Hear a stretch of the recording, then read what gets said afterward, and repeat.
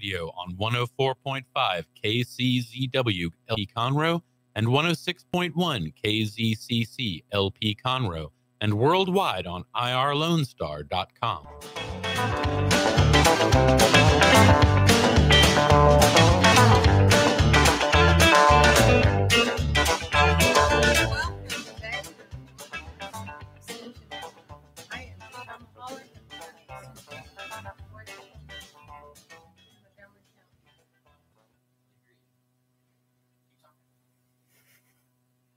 We are here today with some of our 4-H members, and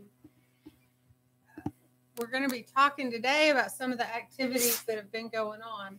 Most of y'all remember we had lots of publicity and lots of activity going on during Montgomery County Fair, and several of our participants were getting to exhibit their livestock and their non-livestock projects, and a lot of our families feel like 4-H ends after the fair. So today we've got some 4-H members with us that are going to be sharing some of their activities and things that have been happening since the fair ended, and some of the things that we're going to be doing this summer.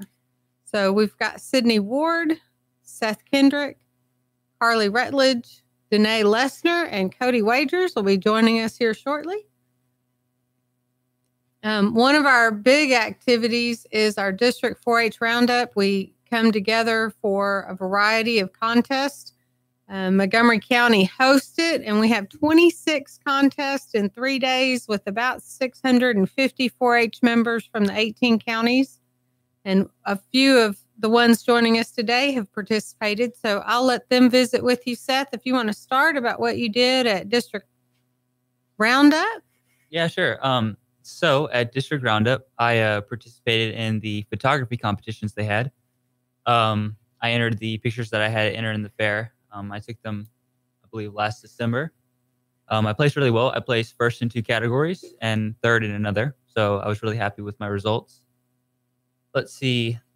I also participated in the educational presentation area. I did a Promote 4-H presentation. It had to be like 12 minutes long, so it was really grueling, but I learned a lot through it. I advanced to State Roundup, which is coming up pretty soon. So I'm excited to look forward to that. Sydney, what kinds of things did you do? All right. Well, I did a lot. So to start off, I did food challenge with my team from my club. So it was me and 2 other girls. And we also did quiz bowl. Can you tell us a little bit about what food challenge is? Yes. Food challenge is where you get a team of, I think it's 3 to 5 people. And you walk into a room and you're with the other teams, and you get like a bag of ingredients, and you have to make something out of it, but you don't have a recipe. And so you just have to use your imagination, I guess. And you have to go through the steps, the safety, the nutrition that's in the meal, and the cost that it would cost to purchase it. So that's food challenge. And you have to like present that to the judges. And then I did quiz bowl, the nutrition version. So again, it's just a team of, I want to say, it's 4 people. A team of 3 to 4 people. And you just study a lot. It was a lot of studying. You had to find out, I studied a lot about the minerals in water, and just stuff like that. Nutrition is a big part of it as well. And so you just go into there, and the judges ask you questions, and there's a lot of technical stuff with it, just rules, but you basically just answer the questions, and you just add up the points as it goes. And then the top 3 teams placed to go to state, and mine was one of them. Then I also did fashion storyboard and fashion show. And fashion show is where you get an outfit, and you have to find out the fiber content of it and how much it would be, and like what it's made, like how you make the fibers. And then you have to present that, and like where you would wear it to, just different stuff like that. And you have to present that to the judges. And I qualified for state. I got first place. And then fashion storyboard is basically where you have a theme, and you have to make something. It can be wearable or non-wearable.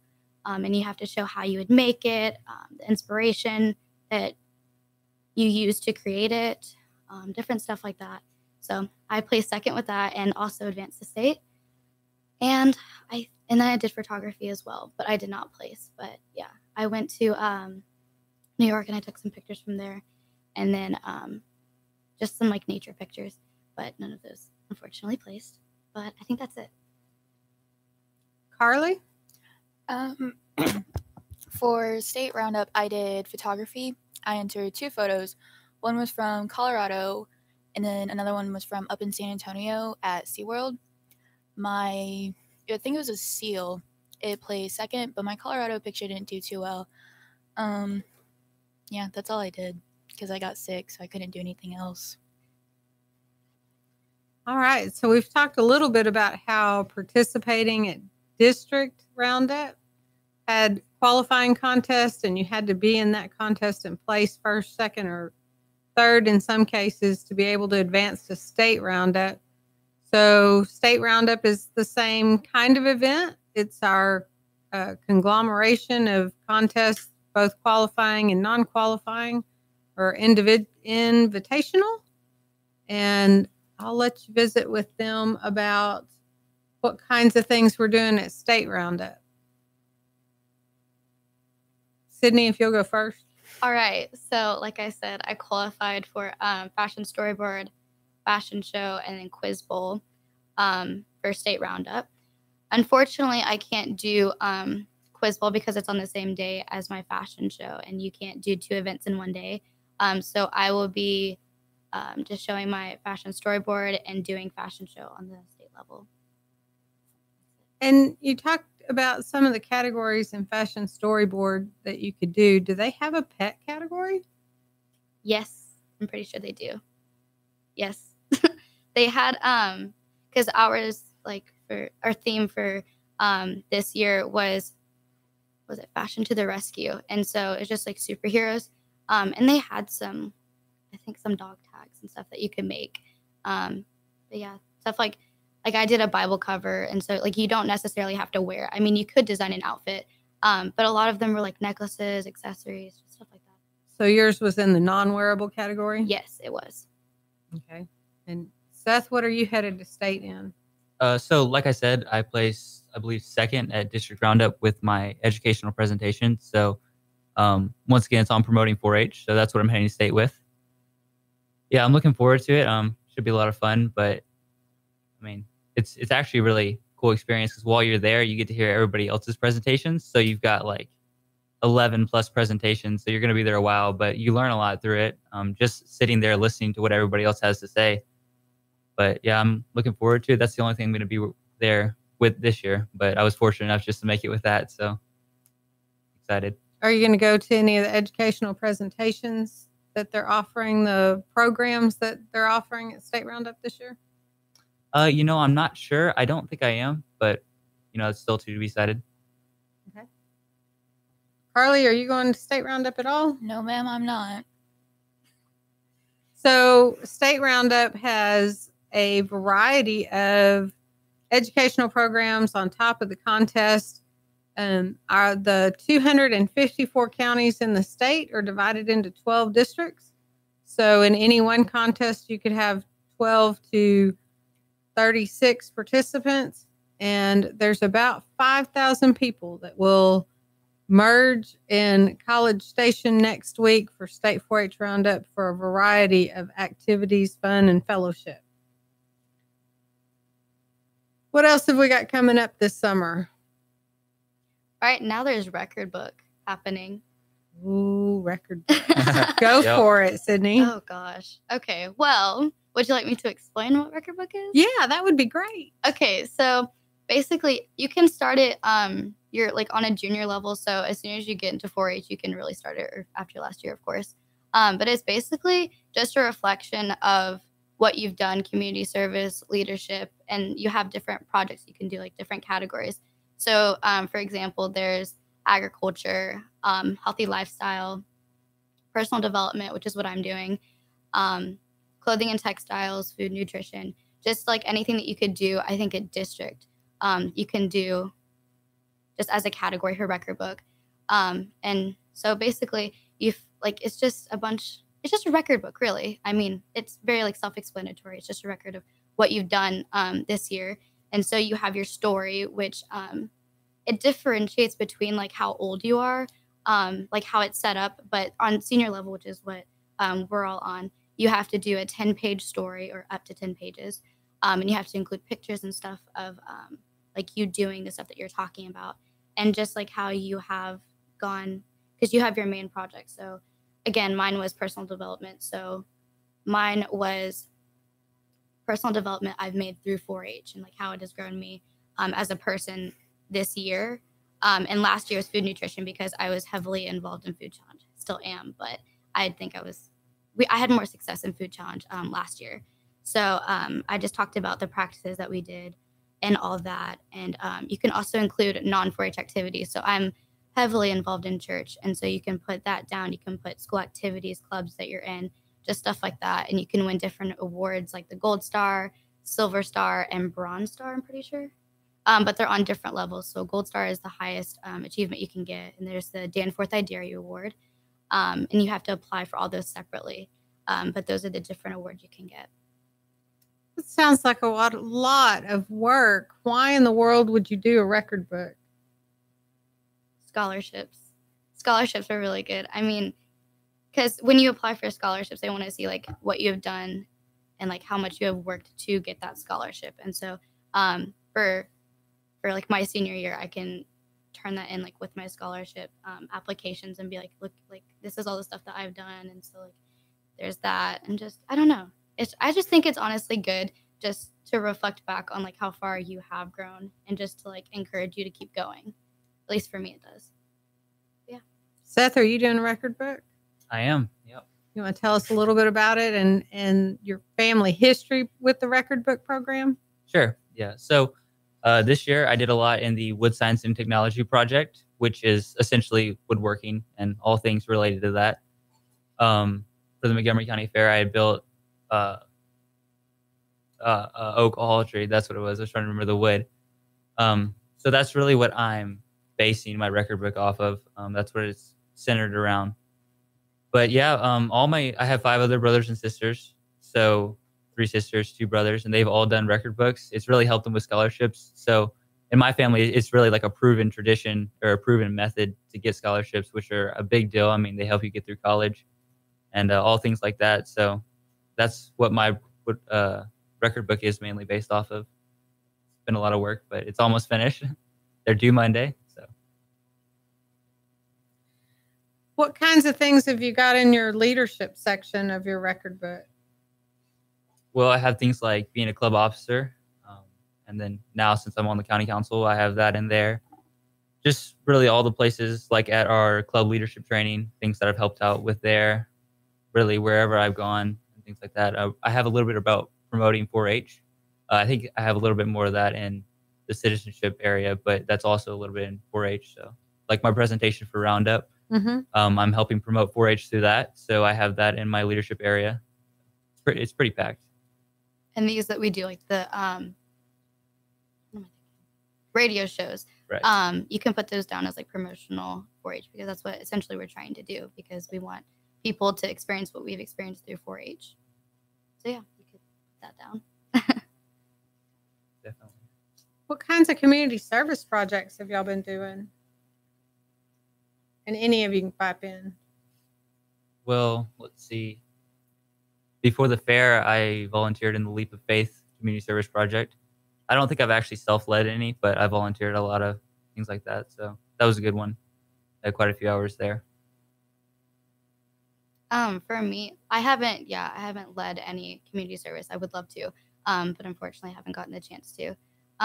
But just stuff, I think the majority of my community service came from the hours that like I worked during Hurricane Harvey, just to like help the people that were affected by it, which a lot of people, and also just mission trips and just anything that you do to just like better the community, and just like have a good heart behind it, I think is just what I'm putting down for mine. Carly, have you done any with your club? Our club, actually, for Christmas, we adopted a family And we went out and we bought like a bunch of presents for them. And we had like a teenage girl and like a little girl, I believe it was. And we just bought a bunch of presents for them, and we met up with the family, gave them to the parents, and then the parents gave them to the kids. And we just did that as a club. We had like about probably 8 kids show up and help us pick out presents and stuff like that. Yeah, we did that in my club. We went and we shopped for an 11-year-old girl, and it was really special to do. And then we also did making tie blankets. That was one of our just activities that night for the meeting, was just to make the tie blankets for MD Anderson. How many did you get put together? I think about 8. It was harder than it looks. Like Yeah. those tie blankets, you don't think it's gonna be that hard. 'Cause it's just like tying. But when you really think about it, there's like measurements and stuff that like you have to do, and you have to teach like the kids how to do it and stuff. So I mean, like, it's rewarding, but it is like harder. It's than it rewarding, looks. but it takes a while. Exactly. Yeah. But it's gonna help someone. So. Okay, we're headed off to a break, and when we come back, we'll join a few others with us. Come back and join us for the Extension Hour right after this break.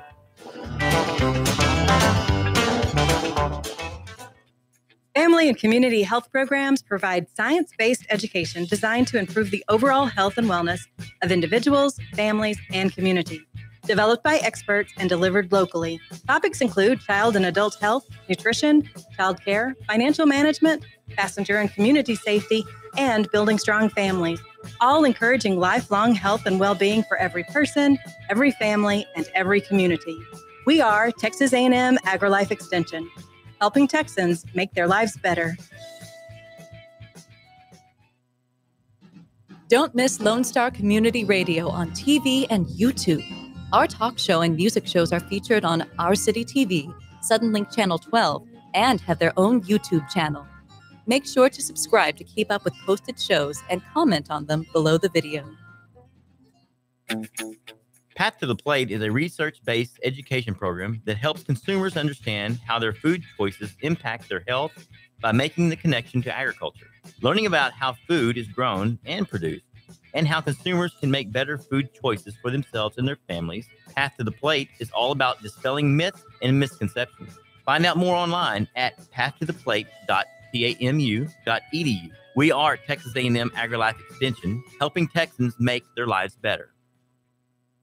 The Texas A&M AgriLife Extension Service has been dedicated to educating Texans for over a century. In 1915, the Extension Program was established under the federal Smith-Lever Act to deliver university knowledge and agricultural research findings directly to the people. Ever since, AgriLife Extension programs have addressed the emerging issues of the day, serving diverse populations across the state. Texans turn to Extension for solutions in horticulture, agriculture, 4-H and youth, and family and consumer sciences. Extension agents respond not only with answers, but also with resources and services that result in significant returns on investment to boost the economy. Join us Fridays at 1 o'clock for the AgriLife Extension Hour.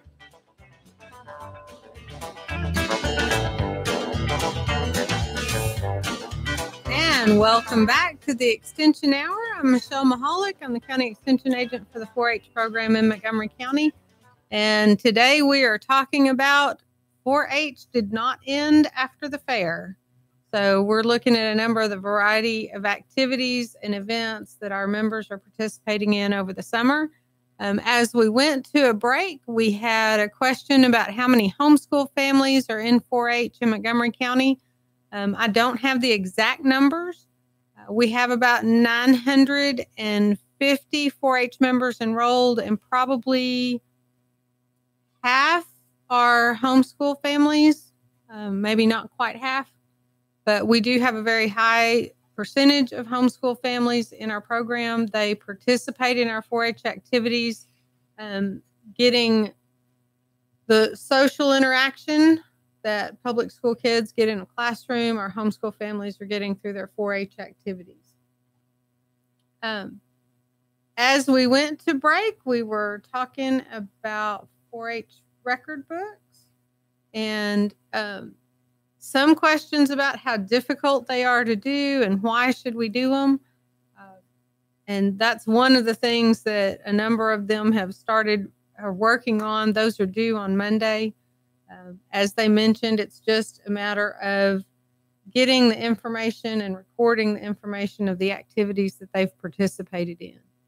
But as we go into this next section, we'll talk about a few other things that are going on during the summer.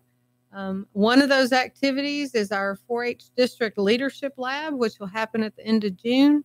And I will let Carly start with her experience last year and why she's going back this year. Okay, so last year at Leadership Lab, we go down to Galveston and we stay at the dorm rooms down in A&M at Galveston. And you stay there for 2 nights, so 3 days. And so the first day you kind of get there and you kind of meet everyone. And so like you get to meet all the candidates for, what is it, state council? District council. District council. You get to meet all the candidates for district council. And you get to like kind of like interact with them and find out what they want to run for and why they're running for what they are. And you just talk to all of them and you just kind of mingle with everyone the first day. So then the second day you have like classrooms and you go to like your classes, but they're not like school classrooms. They're like classes where you learn. Last year our theme was etiquette and stuff like that. So in the classroom you just learn about like different etiquette type of stuff. And one class was over how you dress for an interview. And then after like your classrooms and stuff, the second day we do go to Schissler, but that's not like the only reason why you go to this camp. Because like Schissler, yeah, it's fun. We also go to like learn how to be a leader and learn how to do different things within your 4-H. And it's not just for like, it's not all about 4-H. Yes, 4-H does do it, but like you can go there before you're even in a 4-H club. Like you don't have to be in 4-H, but it's kind of like 4-H is in it. So it is a lot of 4-H stuff, but you just learn about different things. Like you learn how to be a better leader and a better person. So what made you look forward to going this year? To meet all the different people in all the different counties, because it's not just Montgomery County or Walker County. It's a bunch of different other counties. It's like just our whole district. So you get to meet everyone from a bunch of different counties, and you get to learn and make a lot of new friends. Okay. Cody, you've never been before. What convinced you needed to go this year? Well, I heard a lot of people telling me how great it was, and I'm just so interested in 4-H, and I love 4-H so much. And every 4-H'er that I know that have been, they always say that they come back knowing so much more and grown so much as a person. So I'm excited to go. Okay, Danae, you went last year. What was your experience? I really enjoyed going. I had never been to a camp that was an overnight camp, so that was really exciting. And then I knew that I had some friends kind of going from my club, so I thought that it'd be a cool thing to try with some people I already knew. I thought it was a really good camp. I got to see a lot of different sides of 4-H that I didn't even really know existed. I got to see the political side of having to choose officers for district. I got to go in a room and discuss how I thought it should be run, who I thought should be in certain positions. I also got to meet a lot of new people that do a lot of cool things, and I got to learn about the things they do, just like they do on a daily basis with their projects that I don't know about because I don't have those projects. And I just thought it was really cool to meet everyone. And then you had these classes and these teaching sessions that really just developed you. And they weren't leadership skills all entirely. It was some leadership skills, and then some were real world experiences and lessons that you needed to know, like interviews and like how to do a job and just resumes and really difficult stuff that you don't know how to do unless you've been like taught how to do it. So both you and Carly hit on the election process. How did y'all wind up getting to come do the radio station today? I got to come today because I ran for an officer position in the county council, and I was elected as the publicity officer, which just basically means I run the Instagram account and I get the word out there about county council, and I also let everybody in the county know what's going on the county level. So I was invited to come and talk about 4-H so that other people can also get to hear about it. So what is county council, Cody?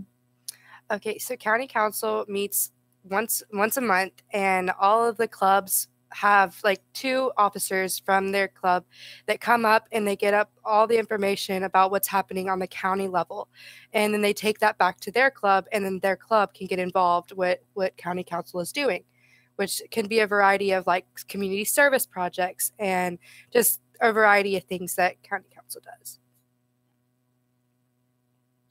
Okay. And what,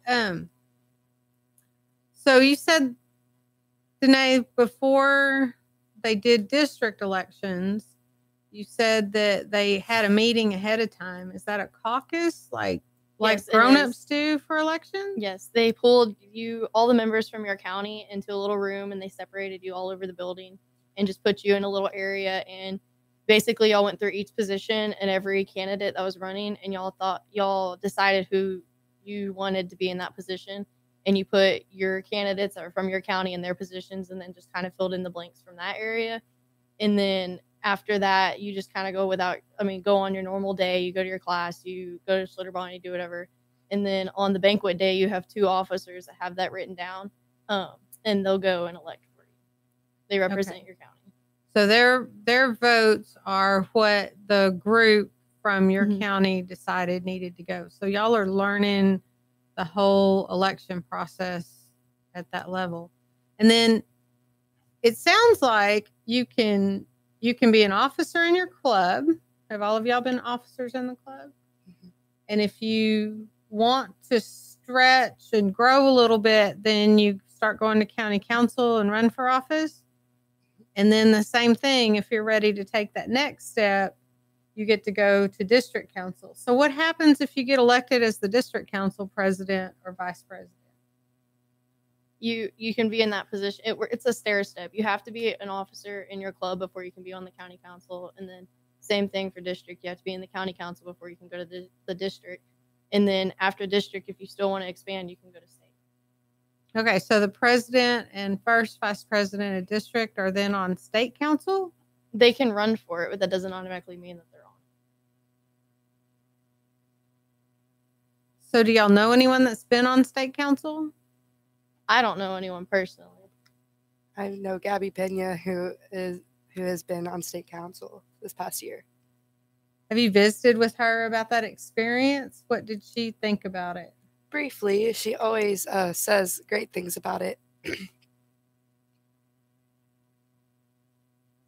That's about it.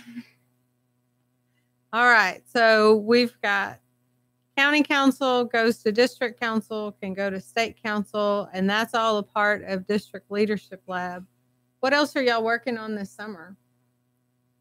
I'm working with my state fair project. I show sheep, and I'm going to be going to state fair with my lamb. This would be my first year. I've never done this before. I've only shown a county, and I thought that we should take a huge step this year. So we're going to try to show at another major show because I've never shown at a major. So I'm working with my lamb all this summer to get him ready for the end of September. Okay. What we talked a little bit about record books earlier and why we do record books. Sydney talked some about junior, intermediate, and senior and what age level. And 4-H is available to youth from 8 to 18, from 3rd grade through 12th grade. And when we divide them in age levels so that they're competing against their peers, we break them into 3 different age divisions: junior, intermediate, and senior. So we have juniors are 3rd, 4th, and 5th grade. Intermediates are 6th, 7th, and 8th grade, and seniors are 9th through 12th grade. So a lot of the activities that we're talking about today are for our senior 4-H members that are 9th through 12th grade. But things like State 4-H Roundup, our intermediates can participate in invitational contests, and our juniors can go and participate in educational programs that are going on at State 4-H Roundup.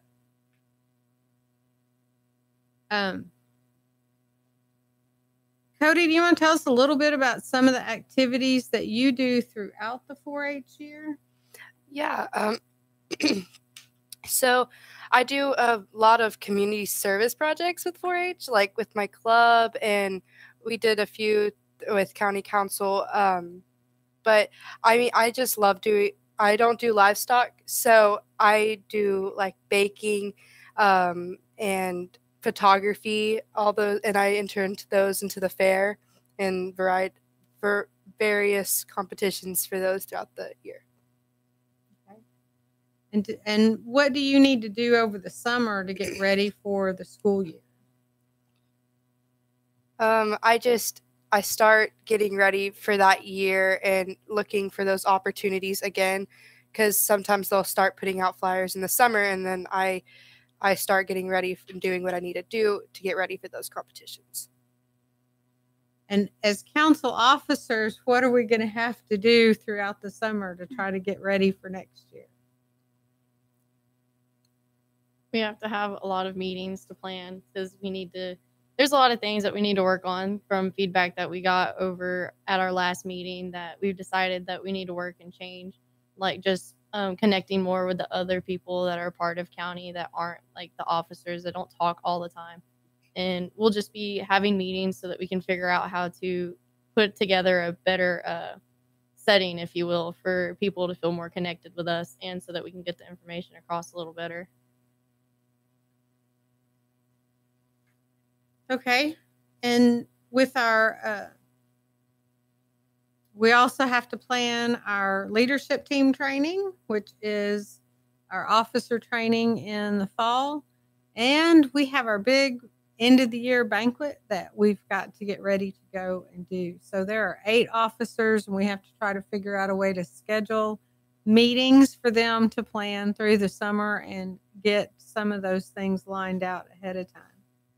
As we go into break, we will be coming back with another topic. And thank you for joining us for the Extension Hour.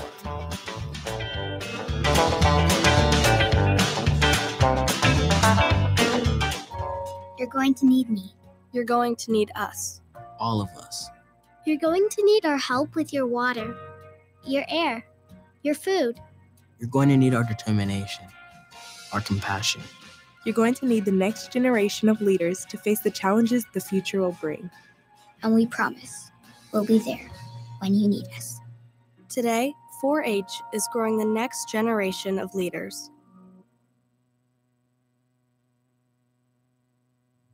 Lone Star Community Radio is ready for the summer. If you or anyone you know is looking for a summer internship, Lone Star Community Radio is a great place to learn the radio and TV business. Contact the station at info@irlonestar.com or call the station's message line at 936-647-3776. Lone Star Community Radio offers a great opportunity to those interested in learning about the radio world. We have the safest food supply in the world. Strict laws and regulations restrict the usage of hormones, antibiotics, and pesticides within our food supply. Production agriculture practices and technologies such as the use of GMOs, which is not any more or less risky than conventional crop production, has allowed American farmers to produce more food on less acres in environmentally sound ways. Find out more online at pathtotheplate.tamu.edu. We are Texas A&M AgriLife Extension, helping Texans make lives better. Listen in Mondays at noon to hear Conroe news from local nonprofits, businesses, upcoming events, Conroe Park events, news stories, and information that matters to you with your host, Margie Taylor of Taylorized PR. For more information about being a guest, visit irlonestar.com/Conroe Culture.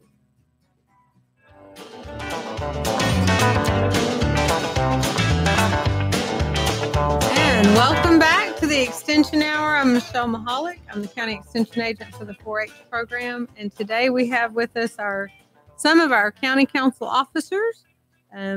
Seth Kendrick and Danae Lessner and Cody Wagers have joined us at the table at this time. And we're going to visit a little bit more about what's going on this summer and the things that we're doing over the summer to prepare for next year's 4-H program or finish up this year's 4-H program. And Seth is getting an exciting experience this summer to he got selected to go to State 4-H Congress, and it's his first time to go. So I'm going to have him tell us a little bit about why he decided to go and what he thinks is going to happen when he gets there. Right. So I decided I wanted to go because I heard about it through county council. And I wasn't really sure what it was, but I heard like we were writing a bill. So I was like, that's kind of interesting. I'd never really done anything like that before. So through the getting selected process, I guess you could say, I learned how to write bills and things like that. Mine was on lowering the maximum cap for like your college tuition because it's kind of been a big thing. Like they go up every year. So that was, something I had to think about. But I learned about like the format of how to write a bill. So I entered it and I was selected. I was fortunate enough to have that happen. I'm really excited. I think I'm going to be a legislator upcoming when I go there. I believe the dates are like July 23rd through 24th or somewhere around there, but it's coming up. So I'm going to learn a lot. I'm really looking forward to it. And did you tell us a little bit about what you think is going to happen when you get there? I'm still figuring that out, actually. I still need to be a little bit more informed, but I believe that, it's just going to go around like we're going to basically reenact basically a Congress. So it's at the Capitol in Austin. So it's a really cool experience, but you have to dress up in suits, throughout the whole time. You can't look, unprofessional. So it's going to be really cool, but it's going to be the atmosphere of an actual Congress. Everything's official. So that's pretty much what I think is going to go down. So what Congress takes care of doing our bills and making laws. So did you have to submit a bill as a representative or senator? Mm-hmm. Yes, I did. So that's what I was saying not long ago. I based mine off of the lowering the tuition cap for colleges. Okay. So that's what the bill that I had submitted for. So I learned the format for all that. And like I said, I was submitted and luckily selected. Excellent. That sounds wonderful. Do you think, are y'all going to go directly to the Capitol? Yes. Or, I think we're stopping at like our hotel first or whatever to get things in order. But that's where we're going. It's like a 3-day trek. So, or not trek, but we're going to be there for 3 days. So you get to actually go on the floor where our representative and senators take care of the business of the state? Yes. Yeah. So it's like I said, it's a great experience. I've never done anything like it. So yeah. So, we'll be there basically, where they sit and things like that. So I'm looking forward to it. Have they told you what committee you've been assigned to yet? They have not, to my knowledge. So that should be coming up pretty soon though. So I'll be informed soon. So then once you sit in that committee and discuss those bills, and fight for the ones to move forward to the Senate or the House, what happens to it after that? I believe it is removed. I'm not quite sure on the process, like I said, but yeah, we basically, we talk about the bill and then it goes through the process. And if it's passed and it gets through, I'm not sure how many, but I think it's one bill actually goes to the 4-H governor and then is submitted to him and then goes through another process and it might actually get passed to my knowledge. But any bills that get passed both the Senate and the House and then go to the state 4-H governor and get signed into a Texas 4-H bill.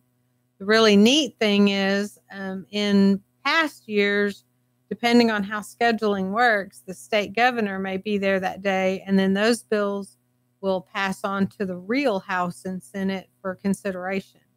So when our members, and we have 4 going from Montgomery County this year, which is a large number,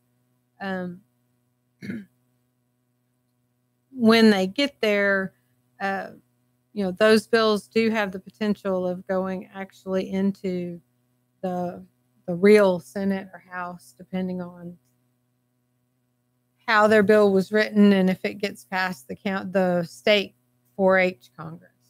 Right.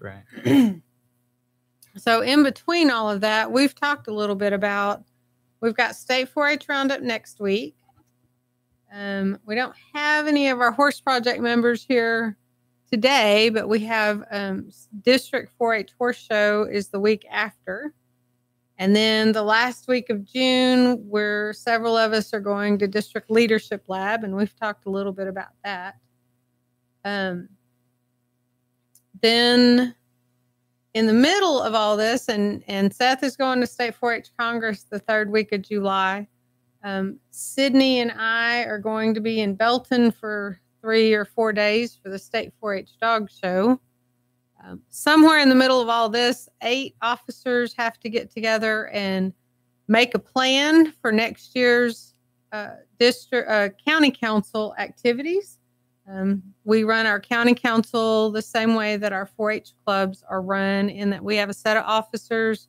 We offer educational programs and recreation, as well as a business meeting and planning community service projects and events and activities and fundraisers throughout the year. So I'm going to let our students visit with you a little bit about what they would like to see happen on council and what their idea and what their plans are for county council for next year. Well, I know with what me and a few others are planning to do is bring more unity throughout the officers and the people that are actually attending the meetings. So becoming one big 4-H family instead of just the officers and just the students. So we're all just like kind of together and we're like a family, because I consider 4-H a family. And we really want to break down that wall that is separating the two. I'm looking forward to get information out further into the community so more 4-H people know what is going on in county, and also just to help them become more immersed within the 4-H community, because there are a lot of opportunities that many students don't even know exist until it's too late to accomplish all of them. Like just this year, through going to the county meetings, I learned how to become a livestock ambassador, and I did actually end up applying, and I'll find out if I got picked or not to try to become one in the end of June. But I would really like to see a lot of the younger students come and learn about opportunities they have and start preparing for when they're old enough to have them, and have a larger participation within students in the county council. Seth? Yeah, definitely. Some of the things I was thinking about, like, where, like some of you all touched on, connecting with the people in the audience or whatever, the county council delegates that come from their club. I think we could do a little bit of a better job with that. Making sure the information, gets successfully from the meetings to the county council delegates and to their club, so that the club members can actually know what we're doing, and the community service projects that are going on is a big thing that I think we could do. So yeah, those are my thoughts on it, but hopefully we'll get that accomplished this upcoming year. Great. Thank you. Danae, you said something about livestock ambassadors. What in the world is that? Well, a livestock ambassador is a specific type of ambassador that they have within 4-H. There's also water ambassadors, and there's many different types of ambassadors you can apply to be. But I applied for livestock ambassador because I show mainly livestock, even though I am interested in other stuff. But livestock ambassador is basically a person who's been informed on the correct treatment and certain responsibilities with showing livestock and raising livestock and just having livestock. And their job is basically to go out and inform the community of the information that they've been taught and help raise like awareness on animal abuse and how to raise animals so that other people can have their animals be properly cared for. And that's just what I want to do. I want to learn so that I can teach others, because that's what 4-H is about. 4-H is about learning and growing. Sounds great. Thank you. I had Sydney join us so she can tell us a little bit about her council experience and where she sits on council and what her idea for this year is. Okay, well, this year I was treasurer for county council, but next year I will be president of county council. And so in doing that, I found out that, like with Danae coming up and talking to me like about how she views just really like the officers. This year, I think there was like a division almost where it felt like it was like a hierarchy, if that makes sense, where, if you weren't an officer, you weren't like, I don't know. It just wasn't good. And I mean, I felt it too, but it took like a while to really like recognize it. And so I talked to some of the just like members that would be in the audience. And they just said that they don't want a barrier to be there. And Cody was talking about it, I'm pretty sure, how we just want unity. And I think that's something that just like, especially just in like the world today, like we just need unity. And so to bring that into county council, and we had like, the whole idea of county council is that you're bringing everyone in the individual 4-H clubs together. So in doing that, we have to be, you know, like a family. We have to be in sync with each other. And so I think I just got, I guess, critiques and like opinions from the members, and they said that they wanted to be like more well-informed. So I think we're going to just try to get ideas out there more. And I think just honestly connecting with each other and just forming friendships with them, as well as like getting them more involved in like processes. So anything that we have to take a vote on or we need ideas for, like banquets and stuff, we're going to try to get the members more involved in that whole process. But I just think, yeah, just being very together and getting the members more excited, more enthusiastic about what council has to offer and what 4-H has to offer in general is what I want. So yeah. Y'all have any ideas on what kinds of programs or speakers we might have this year? Just how I said I learned about the Livestock Ambassador program. I really enjoyed those just because livestock are a really big part of my life. I absolutely love sheep. I'm sheep crazy. You can ask all my friends. I'm the crazy sheep lady. But I enjoyed that program. So seeing that program again would be really cool. The Water Ambassador one was really interesting. I learned a lot of water facts and that people waste a lot of water and that doing stuff in life actually takes a lot of water. And it's a good idea to like keep water clean because, you know, we only have so much of it. And just, it's a really cool thing to see all these new programs. And then also just the community service projects. Those are really cool. And I think that having those and getting more people coming to that would be a really great thing. A couple years ago, before I was an officer, the thing that really made me want to get more involved in county council was hearing a woman come and talk about her community service, which I think was Handbags for Hope or something like that. Like one of those kind of organizations that takes like, just makes like a bag, like you donate stuff, put it in a bag and give it to like a child going through foster care and stuff like that. Really got like my attention because I love community service and like volunteer work and stuff. And so like getting to hear the different organizations, because I feel like a lot of times people want to help the community. They just don't know where to get involved. They don't know where to start, which is a major barrier because if you don't know where to start, like you don't really have the motivation to start. And so I think getting more people from different like organizations to come and be like, hey, you know, you can donate to this organization, like you can come do this for us and stuff. And then I know in the past we've had like career, like people that are like nurses and firefighters and policemen come and talk to us about the training they went through and the college that they went through and just like everything it took to get to where they are. And so we've dabbled in that a little bit. And then this year was more ambassador, water ambassador and like agriculture ambassador centralized, I guess. So next year, I think we're going to see more community service and more of the livestock ambassadors and just information about that. So, yeah. So, do y'all believe that it's your responsibility as county council officers to provide community service opportunities for those 4-H members that maybe their club doesn't do community service as much? Yes, I think it is.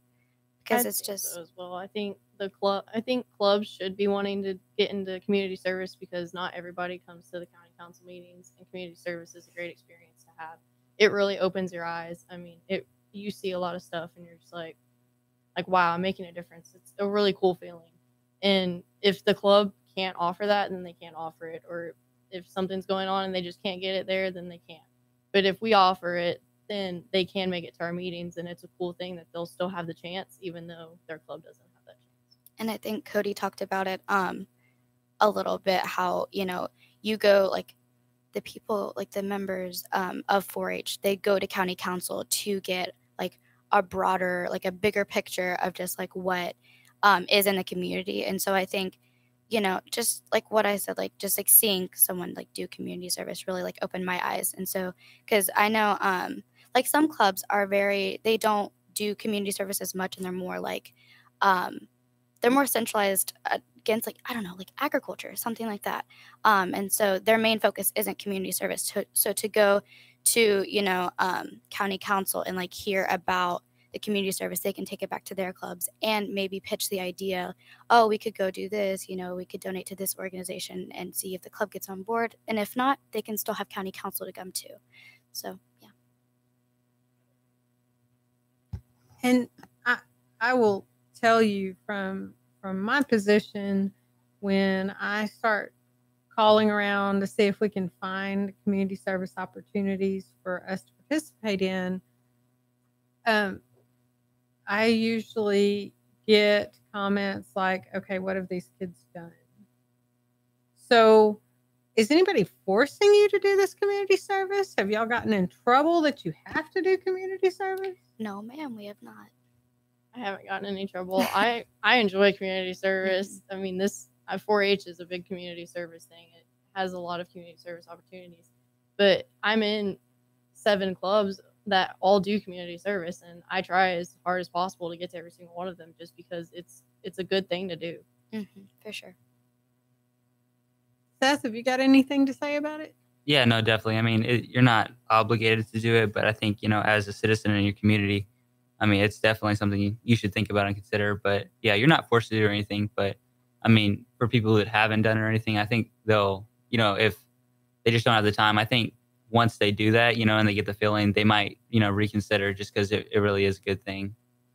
And I think it's just like, especially 4-H, it's like you're given so much, you know, like the extension agents and the leaders like in your club and in the county council, district council, state council, all of them, like every one of them is investing into your lives and like putting work to help you like make your best better, like the motto giving says. back for what you're getting. Yeah, for sure. Well, thank you all for participating with us today. We do have a couple of tackling the snack attack program will be happening on June 18th at Purvis Library in Magnolia, on June 20 and on June 21st at Tullis Library in New Caney. The Master Gardeners are also offering a program on this Saturday, Butterflies in our Gardens, from 8 until 10 a.m. at the County Extension Office in the Tom Leroy Education Center. Thank you for joining us today for the Extension Hour, and join us next week at 1 o'clock on Friday.